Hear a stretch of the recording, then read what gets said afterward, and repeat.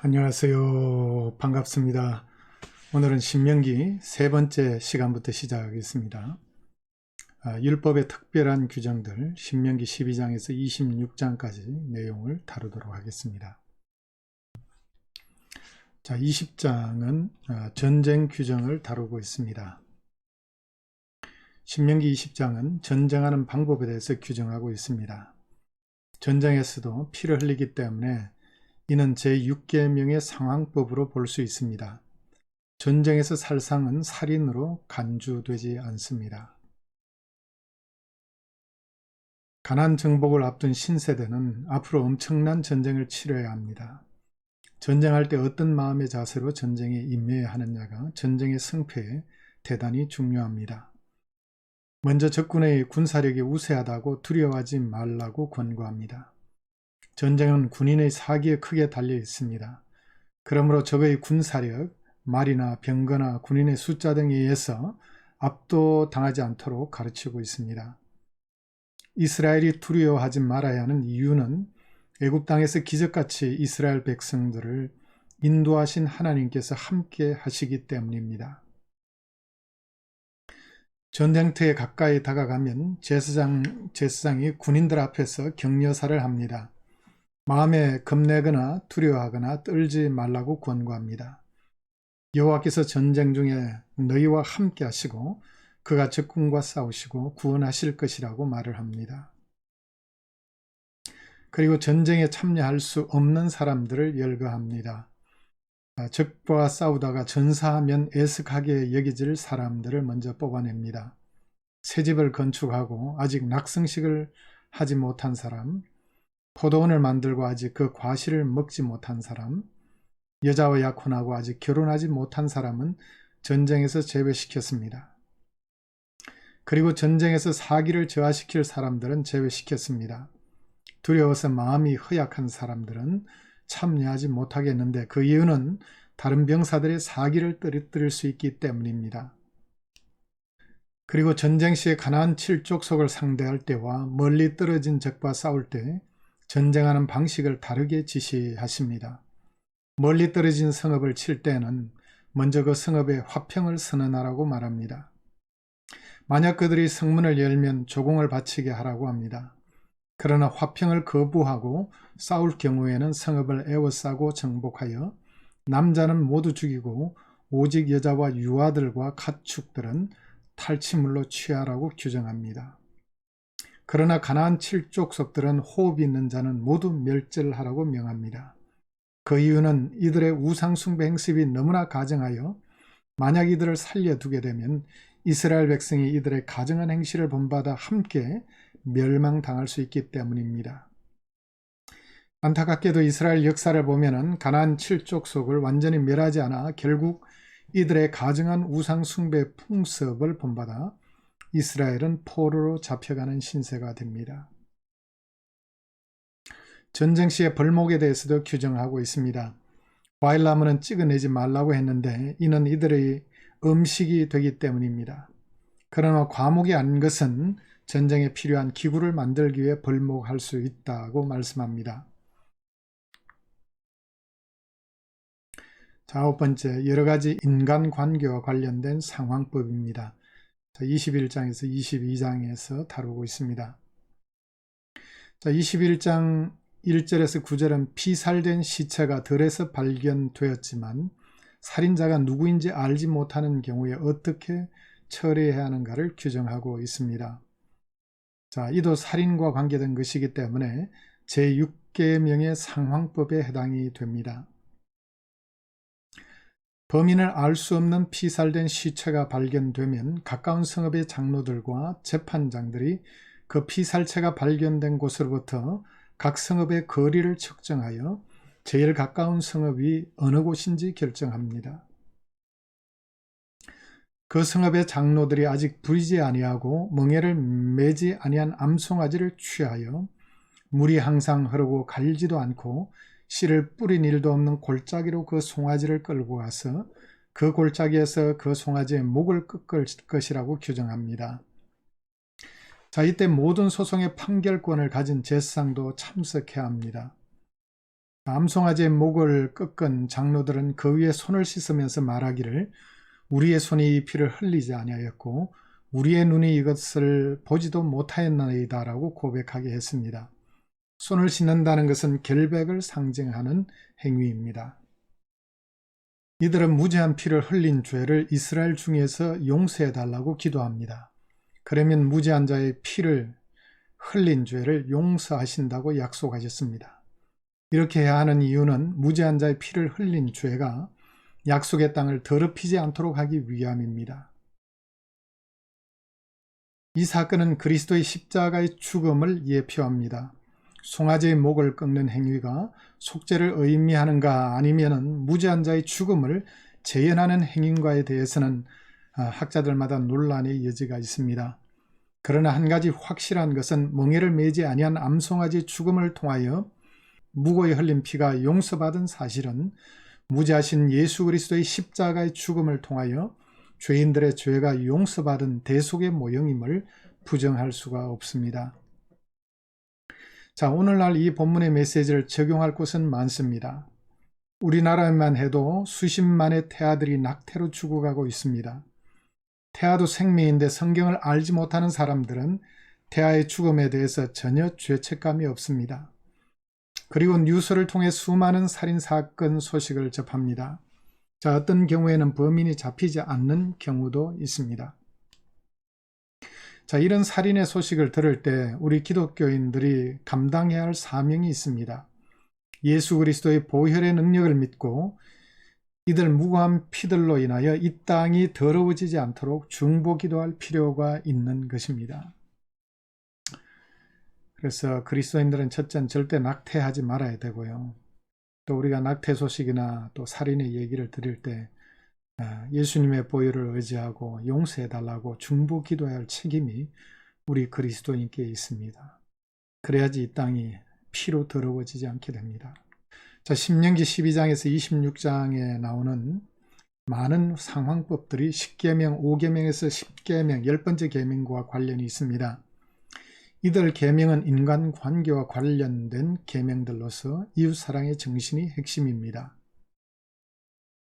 신명기 21장 10절에서 14절에 나오는 여자 포로를 아내로 삼는 규정도 이웃사랑의 정신에 기초하고 있습니다. 그를 아내로 삼기 전에 먼저 그 부모를 위하여 한 달간 애곡할 수 있는 기회를 줌으로써 부모의 죽음에 대해 심리적인 위로와 치료를 받을 수 있도록 배려하고 있습니다.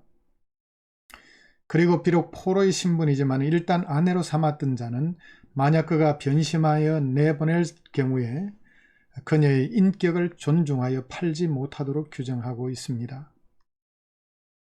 신명기 21장 15절에서 17절에 나오는 장자 상속권도 정의의 원리에 입각한 이웃사랑의 정신에 기초하고 있습니다. 어떤 사람에게 두 아내가 있는데 하나는 더 사랑하고 다른 하나는 덜 사랑할 경우에 발생하는 문제입니다. 덜 사랑하는 아내의 아들이 장자인 경우에 더 사랑하는 아내의 아들을 장자로 삼음으로써 장자권을 뒤집지 말라는 말씀입니다. 이는 가장 가까운 이웃인 가족에 대한 이웃사랑을 배반하는 행위이기 때문입니다. 이는 하나님의 정의의 정신에 위배되는 것입니다. 신명기 21장 18절에서 21절에 나오는 패역한 아들 처벌 규정은 10계명 제5계명의 상황법에 해당이 됩니다. 어느 부모에게 완악하고 패역한 아들이 있어 부모의 징계에도 불구하고 순종하지 않는 아들을 어떻게 다룰 것인가를 가르치고 있습니다. 부모는 그를 성문으로 끌고 가서 성읍 장로들에게 자식이 완악하고 패역하고 부모의 말을 듣지 않고 방탕하여 술에 잠긴 자라고 알리면 성읍의 모든 사람들이 그를 돌로 쳐 죽이라고 명합니다. 바벨론 법에 따르면 아버지를 친 자는 손을 자르라고 규정하는데 이 법이 최고의 형이었습니다. 이 법은 당시 바벨론 법보다 더 엄격합니다. 이스라엘 사회에서 이렇게 법이 엄한 것은 부모의 권위를 거부하는 것은 이스라엘의 언약을 위반하는 것과 동등하기 때문입니다. 패역한 자식은 곧 이스라엘 사회를 부패시키는 요인이 되기 때문에 이렇게 해서 악을 제하라고 명합니다. 이 규정은 이스라엘 역사에서 한 번도 실현된 적이 없다고 합니다. 이는 단지 경고적인 차원에서 규정한 것으로 보입니다. 22, 23절에는 심각한 죄를 지어 나무에 달아놓은 시신은 밤새도록 두지 말고 그날에 장사하라고 규정합니다. 시신을 나무에 달아놓으면 기업으로 받은 땅을 더럽히기 때문입니다. 율법에 따르면 시신은 대표적인 부정하게 하는 요인이었습니다. 나무에 달린 자는 하나님께 저주를 받음이라는 말은 십자가를 연상케 합니다. 예수 그리스도의 대속적 죽음의 의미를 모르는 유대인들에게 복음이 걸림돌이 되는 이유가 여기 있습니다. 십자가에 못 박혀 돌아가신 그리스도는 율법의 관점에서 볼 때 하나님의 저주를 받아 죽은 자입니다. 신약 성경은 그리스도의 십자가 사건을 이 말씀의 견지에서 설명합니다. 그리스도께서 우리를 위하여 저주받은 바 되사 율법의 저주에서 우리를 속량하셨으니 기록된 바 나무에 달린 자마다 저주 아래 있는 자라 하였습니다. 예수님이 나무에 달리신 것은 우리가 죄로 인해 받아야 할 저주까지 십자가에서 지고 가신 사건이었습니다. 신명기 22장 1절에서 4절에는 이웃의 재산에 대해 배려하도록 규정하고 있는데 이웃의 재산의 보호와 관계된 것이기 때문에 제8계명과 관계가 있습니다. 여기서도 율법의 근본 정신인 이웃 사랑의 구체적인 실천 방안을 가르칩니다. 형제의 소나 양이나 나귀나 옷이든 무엇이든지 이웃이 이런 것을 보게 되면 못 본 채 하지 말고 반드시 보관하고 있다가 형제에게 돌려주라고 규정합니다. 형제의 소나 나귀가 넘어진 것을 보면은 그 형제를 반드시 도와주라고 규정하고 있습니다. 자, 5절에서 12절에는 여러 가지 잡다한 규정을 다루고 있습니다. 여자는 남자의 옷을 입지 말라. 이는 여호와께 가정한 것이다. 라고 말씀합니다. 어미 새와 새끼를 아울러 취하지 말라. 떨어지지 않도록 지붕에 난관을 만들라. 두 종자를 섞어 뿌리지 말라. 소와 나귀를 결의하여 갈지 말라. 양털과 배실로 섞어 짠 것을 입지 말라. 겉옷의 네 귀에 술을 달라 등을 규정하고 있습니다. 자, 이런 규정들 배경에도 율법의 사랑의 정신이 있습니다. 비록 짐승이지만 어미새와 새끼를 함께 죽이면 너무 잔인합니다. 이는 염소 새끼를 그 어미의 젖으로 삼지 말라는 규정과 맥을 같이 합니다. 비록 짐승이지만 인도적인 차원에서 금한 것으로 보이기도 합니다. 지붕에 난관을 만들라는 규정도 혹시 실수로 난관에서 떨어져서 생명을 잃지 않도록 배려하신 말씀입니다. 이도 율법의 정신이 이웃 사랑에 있음을 다시금 확인할 수 있습니다. 신명기 22장 13절에서 30절은 주로 제7계명의 상황법에 해당이 됩니다. 13절에서 21절에는 결혼 후 아내의 순결이 의심이 될 경우에 어떻게 할 것인지 규정하고 있습니다. 이는 제7계명과 제9계명과도 연관성이 있어 보입니다. 먼저 남편이 결혼 후 아내와 잠자리를 한 후에 그에게 처녀인 표적이 안 보인다고 누명을 씌울 경우에 해당이 됩니다. 이런 경우에는 아내의 부모가 자신의 딸의 처녀성을 입증하는 자리옷을 그 성읍 장로들 앞에 펼쳐서 딸의 처녀성을 입증해야 합니다. 자리옷은 혼인 첫날 성관계 시에 처녀막이 터져서 나온 피가 묻은 옷감을 의미합니다. 처녀임이 입증되면 성읍 장로들은 헛소문으로 아내와 처가에 불명예를 입힌 죄로 그를 때릴 것이요 벌금으로 은 100세겔을 받아 장인에게 주라고 명합니다. 이 당시 결혼할 때 신랑이 신부의 부모에게 지불하는 몸값이 은 50세겔이었다는 점을 감안하면 그 배에 해당되는 액수를 물어줘야 함을 의미합니다. 그리고 한평생 아내를 버리지 못하도록 규정하고 있습니다. 그런데 남편의 말대로 아내가 처녀인 표적이 없으면 그녀를 집에서 끌어내어 성읍 사람들이 처형하도록 했습니다. 왜냐하면 그가 아버지 집에서 창기의 행동으로 한 것으로 간주되기 때문입니다. 이렇게 해서 이스라엘 중에서 악을 제거하라고 명합니다. 자식을 바로 양육하지 못한 책임은 딸의 목숨을 잃는 대가를 지불하게 됩니다. 자, 이로 인한 가문의 수치는 훨씬 더 클 것입니다. 자, 그 다음 유부녀와 동침한 경우에는 제7계명을 어겼기 때문에 남자와 여자 둘 다 처형하라고 규정합니다.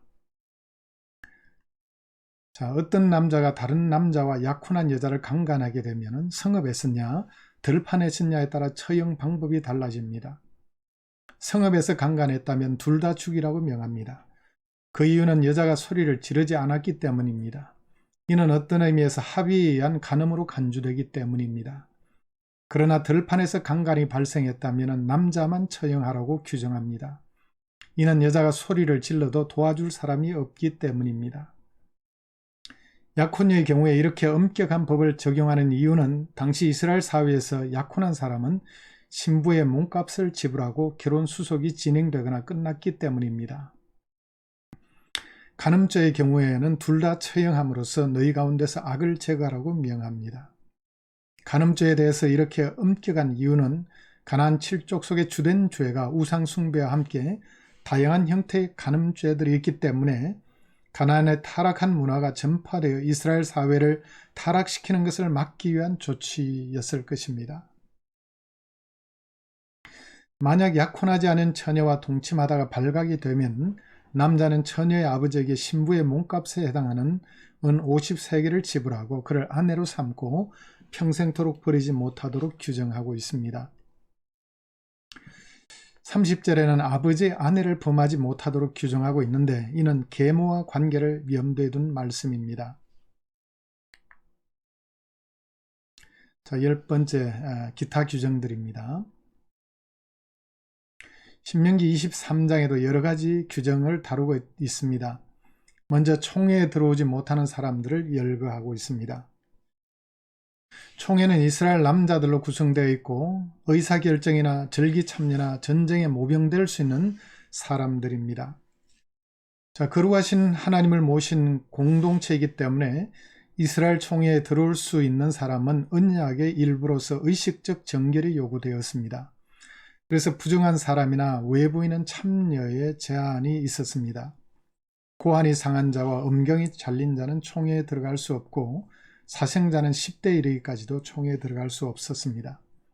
암몬 사람과 모압 사람은 영원히 총회에 들어갈 수 없었는데 그 이유는 이들이 이스라엘 백성들이 자신들의 지역을 통과할 때 환대하지 않았고 오히려 발람에게 뇌물을 주어 이스라엘을 저주하려 했기 때문입니다. 에돔 사람과 애굽 사람은 3대 후에 자손이 총회에 들어갈 수 있었습니다.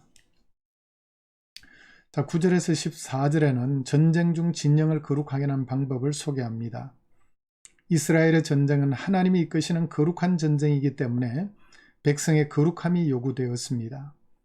설정한 자는 진영 밖에 있다가 해질 때에 목욕하고 들어오게 했고 대변을 볼 때는 땅을 파고 묻으라고 명합니다.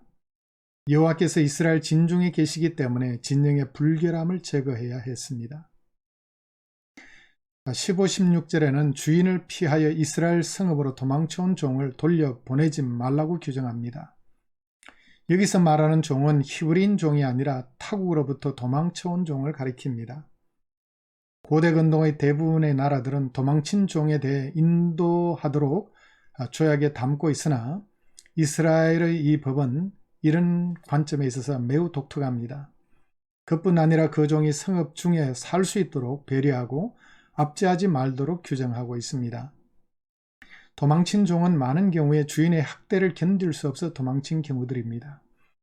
그들을 다시 돌려보내게 되면 주인에 의해 더 학대를 당할 수도 있습니다. 이 규정은 율법의 매우 인도적인 차원을 보여주고 있습니다. 여기서도 율법의 정신은 이웃사랑에 있음을 확인할 수 있습니다. 자, 17, 8절은 이스라엘 여자 중에 창기나 남자 중에 남창이 있어서는 안 된다고 금합니다. 창기나 남창은 주로 신전에서 일하던 자로 여겨졌는데 꼭 그렇지 않은 경우도 있다고 봅니다. 자, 이런 자가 바치는 돈을 여호와의 전에 갖고 오지 말라고 금합니다. 이런 자의 돈을 개 같은 자의 소득이라고 칭하면서 매우 큰 혐오감을 드러내고 있습니다. 창기나 남창은 거룩하신 하나님께서 임재하시는 이스라엘 공동체와는 전혀 어울리지 않는 존재들입니다. 19절에서 20절에는 이스라엘 백성에게 돈을 빌려줄 때에 이자를 받지 말라고 규정하고 있습니다. 이방인들에게는 이자를 받을 수 있지만 이스라엘 백성에게는 그렇게 하지 말라고 말씀합니다. 이렇게 할 때 신세대가 앞으로 차지할 땅에서 하는 범사에 하나님께서 복을 주시리라고 약속하셨습니다. 이 규정도 가난한 이웃을 배려한 율법의 사랑의 정신을 반영하고 있습니다. 21절에서 23절에는 서원을 했을 경우에는 서원한 것을 갚기를 지체하지 말라고 합니다. 지체하게 되면 죄가 된다고 말씀합니다. 서원하지 않았으면 죄가 없지만 입으로 말했으면 그대로 행하라고 말씀합니다. 특히 서원을 할 때 여호와의 이름으로 서원하고 이행하지 않으면 제3계명을 어긴 것과 같습니다. 24절에는 포도원이나 곡식밭에 들어갔을 때 어떤 행동은 허용이 되고 어떤 행동은 허용되지 않는지를 가르칩니다. 포도원의 포도를 배불리 먹을 수는 있지만 그릇에는 담지 말라고 말씀합니다. 곡식밭에서 손으로 이삭을 따는 것은 되지만 낫을 대지는 말라고 규정합니다. 이 규정도 당시 가난한 자들의 허기진 배를 채울 수 있도록 배려한 인도적 차원의 규정이지만 수확을 하는 것은 제8계명을 어기는 행위로 여겨집니다. 11번째, 금지된 재혼과 여러가지 규정들을 24장에서 다루고 있습니다. 신명기 24장은 금지된 재혼 규정과 약자와 가난한 자에 대한 배려를 주로 다루고 있습니다. 1절에서 4절은 어떤 사람이 결혼하였는데 아내에게 수치되는 일이 있을 경우에 그녀에게 이혼 정서를 써주고 이혼할 수 있게 했습니다. 수치되는 일은 어떤 것인지 분명치 않으나 어떤 받아들이기 어려운 행위를 가리킨다고 봅니다. 그런데 그녀가 다른 남자와 재혼하였는데 그녀의 남편이 죽거나 혹은 그와 이별하게 되었을 경우에 전 남편과 재혼하는 것은 금하고 있습니다. 자, 이런 재혼은 여호와 앞에 가증한 것이고 기업으로 주신 땅을 더럽히는 행위로 간주되었습니다. 여기 가증한 것, 토에바라는 말은 몹시 혐오스러운 것을 가리킬 때 사용된 단어인데 우상숭배나 동성애와 같은 혐오스러운 행위에 사용된 말입니다. 기타 다양한 규정들이 이어서 나오고 있습니다. 자, 새로이 아내를 맞이한 사람은 군대로 보내지 말고 1년 동안 한가하게 집에서 있으면서 아내를 즐겁게 하라고 말씀합니다. 또 맷돌이나 그 윗짝을 전당 잡지 말라고 규정하는데 이는 가난한 자를 위한 배려입니다. 맷돌을 사용할 수 없으면 당시 식사가 곤란했기 때문입니다. 유괴범은 죽여 너희 중에서 악을 제하라고 규정합니다. 이는 제6계명의 상황법입니다. 나병에 대해서는 구체적으로 언급하지는 않지만 규정대로 따를 것을 가르치고 미리암의 사건을 상기시킵니다. 이는 지도자에 대한 도전으로 인해 생긴 병이었기 때문에 이런 죄에 빠지지 않도록 깨우칩니다. 전당물을 받고 구워줄 때 가난한 자를 배려하여 행동하도록 규정합니다. 가난한 자의 옷의 전당물은 해가 지기 전에 돌려주라고 말씀합니다. 당시 옷은 밤에 이불처럼 쓰였기 때문에 옷이 없으면 잠을 제대로 잘 수가 없습니다. 체주가 돌려준 전당물을 생각하고 가난한 자가 그를 축복하면 그것이 그에게 공의로움이 된다고 말씀합니다. 가난한 품꾼을 학대하지 말고 그날의 품삯을 당일에 주고 미루지 말라고 말씀합니다. 가난한 자가 품삯으로 인해 하나님께 호소하면 고용주에게 죄가 된다고 말씀합니다. 또 율법은 연좌제를 허용하지 않습니다. 아버지는 자식으로 말미암아 죽임을 당하지 않게 하고 자식도 아버지로 말미암아 죽임을 당하지 않도록 규정합니다. 이는 제6계명의 상황법에 해당됩니다. 사회적인 약자나 객이나 고아의 송사를 억울하게 하지 말고 또 과부의 옷을 전당 잡히지 말라고 말씀합니다. 여호와께서 이스라엘을 애굽 종살이하던 곳에서 속량하신 것을 기억하라고 말씀합니다. 이렇게 사회적 약자들에게 공의를 행해야 할 이유는 자신들도 과거에 약자인 시절이 있었는데 하나님께서 은혜를 베풀어 구원해 주셨기 때문입니다. 특히 수확할 때 가난한 자들인 나그네와 고아와 과부를 위해서 과일이나 곡물을 좀 남겨두라고 권고합니다. 과거의 애굽 땅에서 종살이 하던 때를 기억하고 가난한 자를 배려하라고 명합니다. 여기에 나오는 기타 규정들을 보면 가난한 자와 사회적 약자에 대한 배려의 말씀이 여러 군데 나오고 있습니다. 재판이나 곡물 혹은 과일 수확이나 담보물이나 품삯에 대한 규정은 모두 약자들과 가난한 자들을 우선적으로 배려하고 있습니다. 이웃사랑은 사회적 약자나 가난한 자에 대한 사랑이 우선되어야 함을 가르칩니다. 이스라엘 사회의 정의는 약자나 가난한 자에 대한 배려에 기초하고 있음을 알 수 있습니다. 12번째, 재판과 체벌 및 기타 규정들입니다. 25장입니다. 신명기 25장 1절에서 3절은 재판과 체벌에 대해서 다루고 있습니다. 재판의 절대 원칙은 정의의 실현입니다. 의인은 의롭다고 하고 악인은 정죄해야 할 것이라고 규정합니다. 아모스 선지자 시대에 정의를 상실한 북이스라엘은 의인을 학대하고 뇌물을 받고 가난한 자를 억울하게 재판한 것이 문제였습니다. 자, 그런데 악인의 혐의가 입증이 되어 태형을 가할 경우에 40대까지는 때릴 수 있지만 더 이상은 때리지 못하도록 금했습니다. 그 이유는 인간으로서의 그의 인권을 생각했습니다.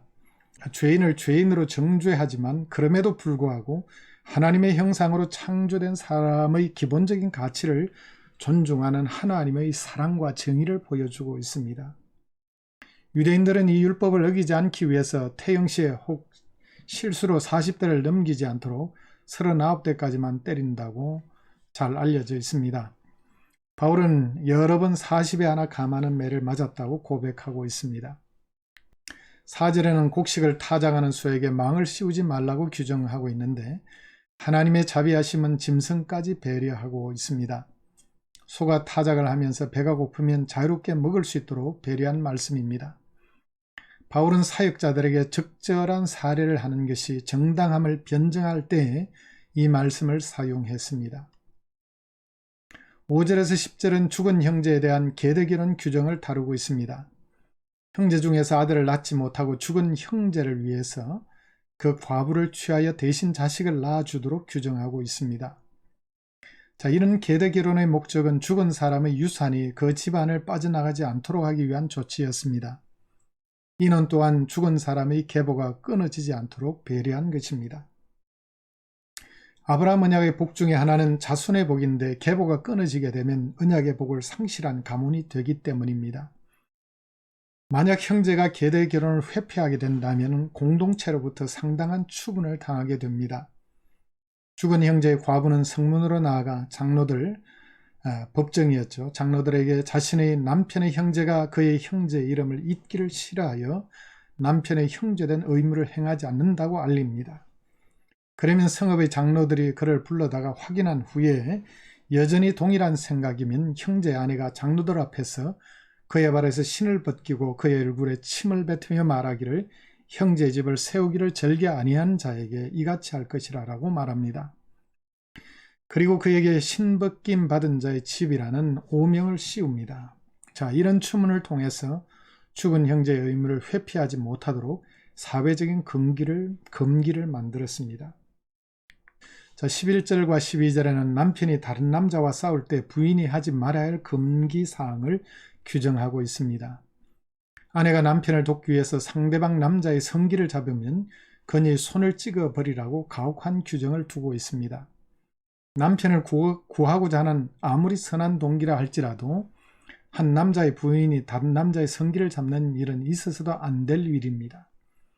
또 상대방 남자의 자식을 낳지 못하게 할 수 있는 위험한 행동이기 때문입니다. 13절에서 16절은 상행위의 공정을 위한 규정입니다. 하나님은 상행위에 있어서도 정의가 이루어지기를 원하십니다. 사고 팔 때 사용하는 저울이나 되를 다른 것을 사용하지 못하도록 막고 있습니다. 온전하고 공정한 저울추와 온전하고 공정한 되를 두라고 명합니다. 이는 상행위의 정의에 속합니다. 다른 저울추와 되는 속이는 행위이기 때문에 여호와께 가정한 것입니다. 이런 관점에서 이는 제8구계명의 상황법에 속합니다. 정의로운 상행위가 약속의 땅을 향유할 수 있는 비결입니다. 자, 17절에서 19절에 나오는 아말렉인 멸절에 대한 명령에는 특별한 이유가 있습니다. 이스라엘 백성이 애굽 땅에서 나와서 최초로 맞이하여 싸운 적이 아말렉입니다. 출애굽기 17장에 나오죠. 이들은 정당하게 전쟁을 선포하고 싸운 것이 아니라 이스라엘 백성 중에 뒤에 처진 연약한 자들을 쳤기 때문입니다. 하나님은 약자나 가난한 자들의 권리를 앞장서서 보호하시는 분입니다. 지금까지 나그네 고아 과부는 이스라엘 사회에서 가장 약자들로서 하나님의 보호의 대상이었습니다.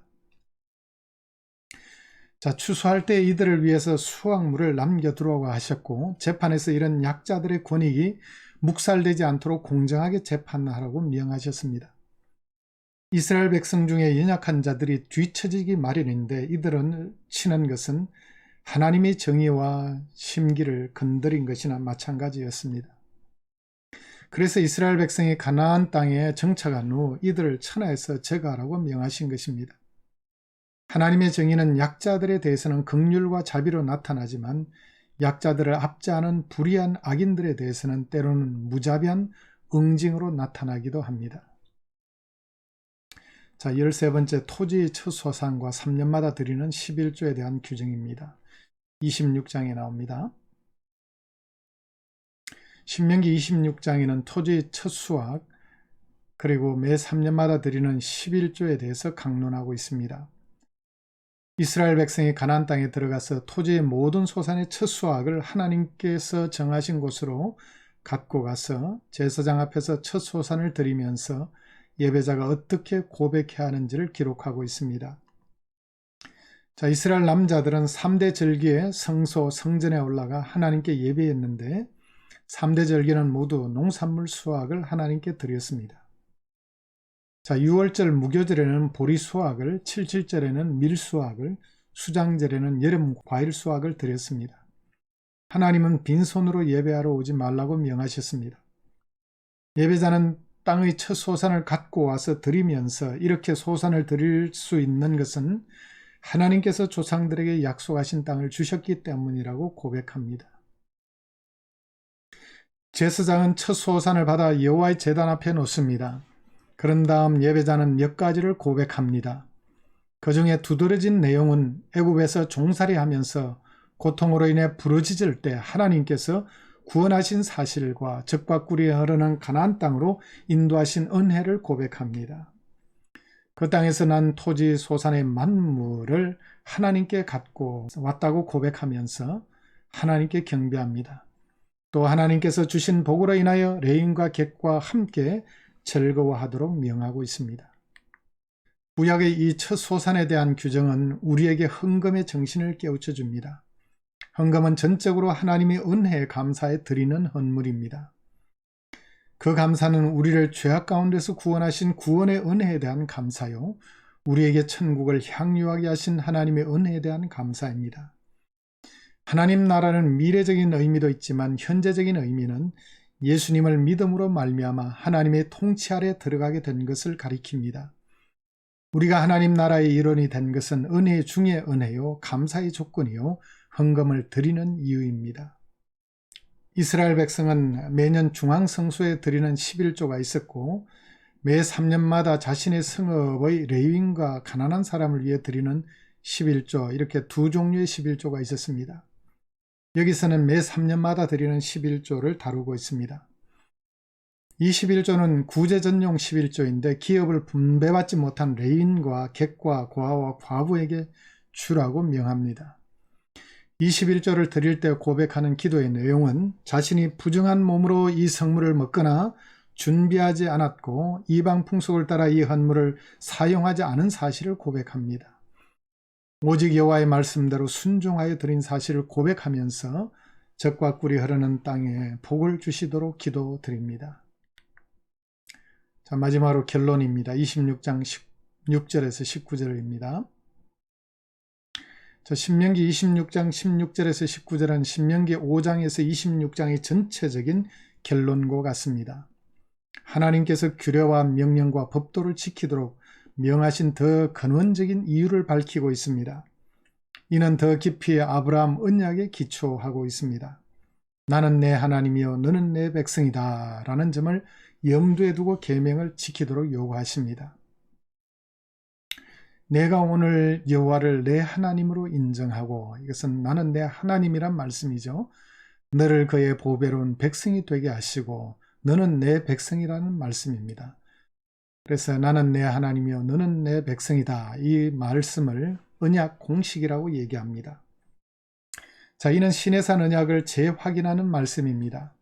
하나님께서 십계명을 주시면서 계명을 지키도록 요구하시는 이유는 하나님의 소유가 되었고 하나님의 백성이 되었으니 거룩한 백성 제사장 나라로 삼기 위해서였습니다. 하나님은 출애굽 1세대들과 시내산 언약을 맺으시면서 하신 말씀입니다. 이제 2세대들에게 다시 강론하시고 계시죠. 이제 출애굽 2세대를 향하여 동일한 말씀을 하시면서 계명을 지키도록 요구하십니다. 여기서 하나님께서 이들에게 계명을 지키도록 요구하시는 이유는 하나님의 거룩한 백성을 만들기 위해서였습니다. 하나님께서 이스라엘 백성에게 말씀에 대한 순종을 요구하시는 궁극적인 목적은 하나님의 거룩한 백성으로 만드셔서 세계 만방을 위한 제사장 나라로서 사명을 감당할 수 있도록 하기 위해서입니다. 그렇게 될 때 하나님께서 아브라함에게 약속하신 열방을 위한 복의 통로가 될 수 있기 때문입니다. 이런 관점에서 생각할 때 하나님께서 이스라엘 백성들로 하여금 마음을 다하고 뜻을 다하여 말씀에 순종하도록 요청하시는 이유는 더 큰 선교적인 목적이 있었기 때문입니다.